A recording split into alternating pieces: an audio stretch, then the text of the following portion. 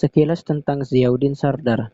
Ziauddin Sardar merupakan seorang sarjana Muslim asal Pakistan dan menghabiskan banyak hidupnya untuk tinggal di Inggris. Dia adalah seorang sarjana dalam bidang sains yang sangat menyenangi di bidang filsafat. Pada era 1980-an, ia menjadi sebuah fenomena dalam dunia Islam dengan mempelopori sebuah gerakan kesarjanaan kaum muslim di bagian barat. Gerakan ini merupakan sebuah gerakan yang memadukan gerakan intelektualisme Islam terdahulu yang dipelopori Syekh Hussein Nasr dan Ismail Raji Al-Faruqi. Pada gerakannya ini, Sardar memfokuskan perhatiannya kepada penciptaan ilmu kontemporer yang segala sistemnya didasarkan atas nilai-nilai Islam. 1. Islamisasi ilmu pengetahuan Ziauddin Sardar. Usaha menuju kebangkitan dari sebuah keterpurukan. Selama beberapa dasawarsa ini, para ilmuwan telah menikmati kedudukan istimewa di tengah-tengah masyarakat. Salah satu pengaruh dari kedudukan istimewa tersebut adalah makin besarnya dikotom antara sesuatu yang ilmiah dan tidak ilmiah. Kedudukan istimewa ini menjadikan kekuatan ilmiah sebagai sesuatu yang sangat penting dan sangat mahal, sehingga masyarakat tidak mungkin lagi mencapainya secara abstrak. Sains telah mempengaruhi segala aspek yang ada di sekitar masyarakat, seperti politik, segala keputusan-keputusan penting, dan juga kebijakan-kebijakan politik dipengaruhi oleh sains. Epistemologi, ilmu pengetahuan merupakan ide utama pada setiap pandangan. Dari sini, para ilmuwan dapat memberikan pendefinisian dan pemikiran yang berbeda dan khas pada satu ilmu dan pemikiran yang berbeda dan khas pada satu ilmu pengetahuan. Selain itu, dengan adanya epistemologi pada suatu ilmu pengetahuan dapat mengidentifikasi sumber-sumber ilmu pengetahuan tersebut dan juga menetapkan batasan-batasannya. Islam memiliki pedoman dalam pembentukan epistemologi ini, yaitu Al-Quran. Ia merupakan ciri utama umat Islam dan memiliki konsep-konsep tersebut yang dapat menuntun peradaban Muslim menuju puncak keyakinan. Salah satu ciri-cirinya yang menonjol Islam dapat menuju sebuah peradaban dunia adalah rasa ingin tahu yang bersifat ilmiah dan sistematis. Akan tetapi, para intelektual muslimah lambat dalam merespon perkembangan ilmu pengetahuan dan mulai mengesampingkan beberapa paradigma intelektual klasik yang merupakan kunci dari pembangunan masyarakat. Kemudian, ketika Barat mulai memasuki kepada peradaban sebuah ilmu pengetahuan, paradigma yang dikesampingkannya itu digeserkan kepada Barat dan membuat Barat menjadi sebuah peradaban yang lebih dominan, hingga hampir semua masyarakat di dunia ini sungguhnya dibentuk oleh image Barat. Setelah terasing dari ideologi dan pandangan dua membuat umat Muslim menjadi tumbuhnya perasaan tak berharga dalam diri mereka. Serangan perasaan ini telah menjatuhkan kepercayaan diri umat Muslim untuk mencapai keberhasilan. 2. Pengilmuan Islam Ziauddin Sardar. Sebuah jawaban Ziauddin Sardar, Islamisasi pengetahuan pada hakikatnya berdiri atas asumsi bahwa ilmu pengetahuan tidaklah bebas nilai. akan tetapi berisi nilai-nilai yang merefleksikan masyarakat saat ini. Pada hal ini, Sardar menyatakan bahwa ilmu pengetahuan tidak bisa dipisahkan dari pandangan dunia dan sistem keyakinan. Daripada mengislamkan disiplin-disiplin yang telah berkembang dalam milu sosial, etik, dan kultural Barat, kaum cendekiawan Muslim lebih mengarahkan energi mereka untuk menciptakan paradigma Islam. Karena dengan itulah tugas untuk memenuhi kebutuhan-kebutuhan urgen masyarakat Muslim bisa dilaksanakan. Dari pernyataan Sardar tersebut, dapat kita lihat bahwa upaya akan islamisasi pengetahuan hanyalah usaha yang tidak dapat menyelamatkan ilmu ke paradigma yang sesungguhnya, melainkan hanya menambah keterpurukan Islam sebagai sebuah epistemologi yang tidak dapat berkembang. Karena islamisasi pengetahuan hanya menjadikan sebuah yang berkembang menjadi sempit karena melestarikan segala sesuatu ke teks. Dalam artian islamisasi, pengetahuan merupakan sebuah gerakan intelektual dari konteks ke teks. Setelah melihat keganjalan atas upaya islamisasi pengetahuan ini, Sardar memberikan solusi dengan mengatakan bahwa islamisasi pengetahuan harus berdiri dan berasal dari epistemologi Islam, sehingga ilmu pengetahuan ini dapat menghasilkan sebuah bangunan ilmu pengetahuan yang berpondasi pilar-pilar ajaran Islam.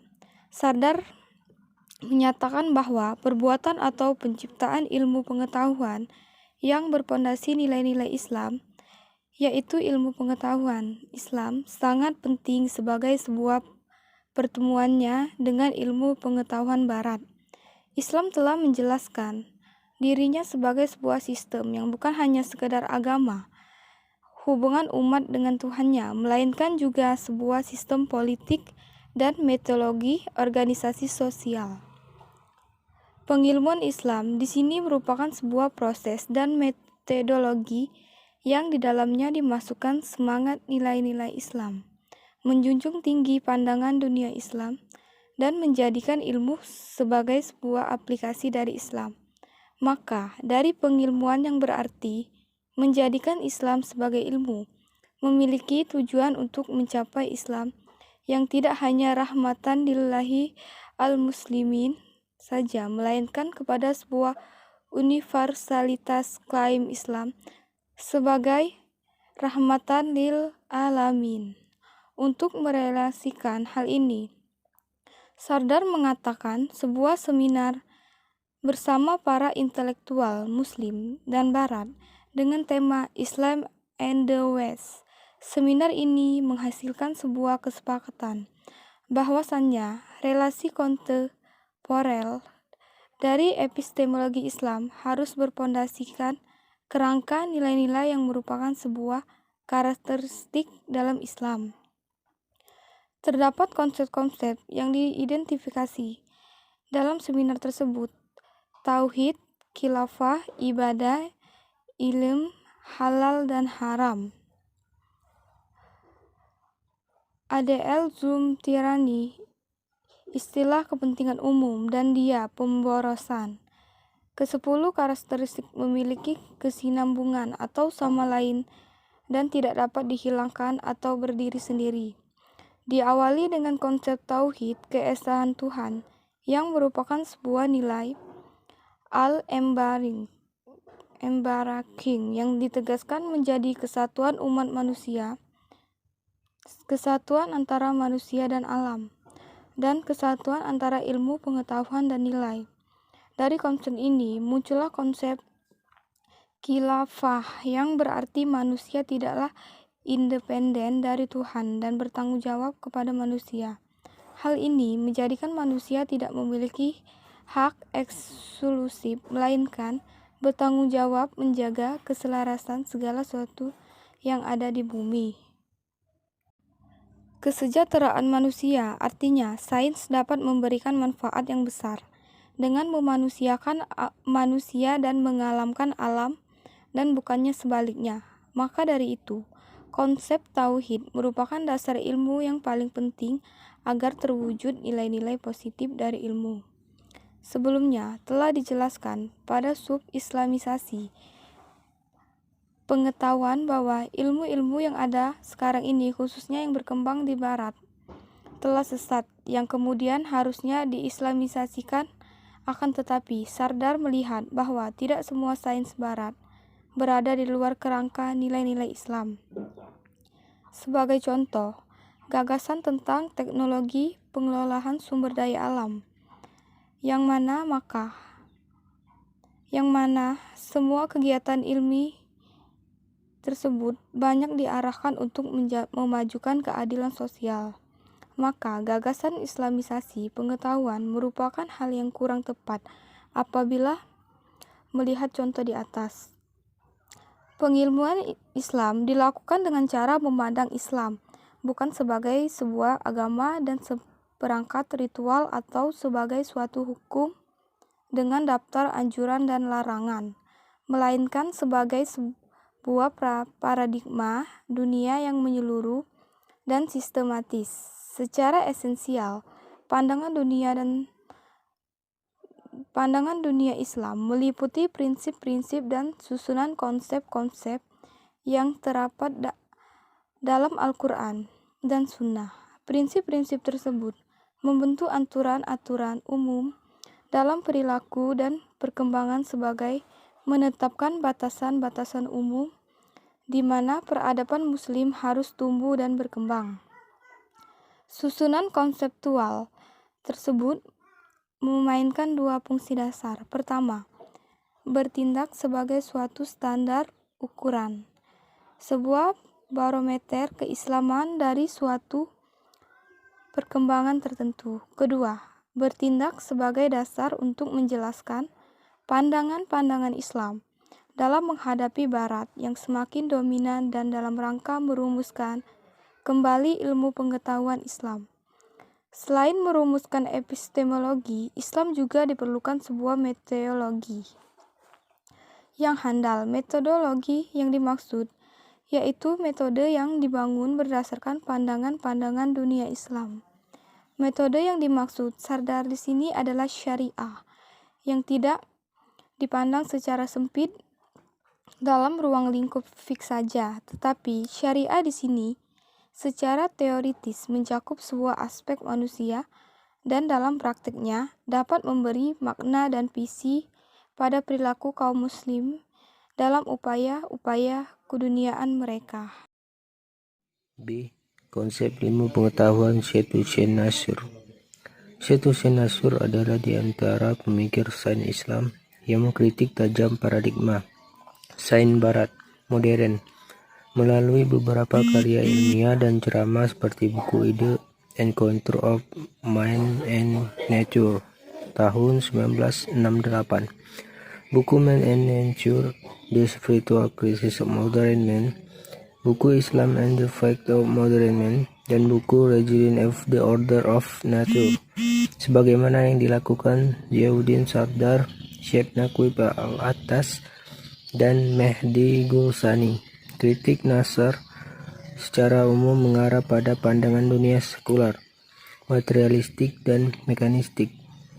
Nasr mengkritik sains barat dengan merujuk pada dampak negatifnya, terutama dianggap sebagai pemicu krisis spiritualitas kemanusiaan dan krisis lingkungan serta apa yang disebutnya sebagai keterkungkungan, kesempitan, dan keterbatasan sains barat. Zainuddin, kritik terhadap paradigma sekuleristik sains barat sebenarnya muncul juga di kalangan pemikiran barat. Salah satu tokoh yang sangat fasih dalam mengargumentasikan kritik tersebut adalah Fritjof Capra, terutama dalam buku The Turning Point, Scarcity and the Rising Culture. Samsudin, sebagian orang barat menyadari bahwa ada penyakit dalam peradaban modern,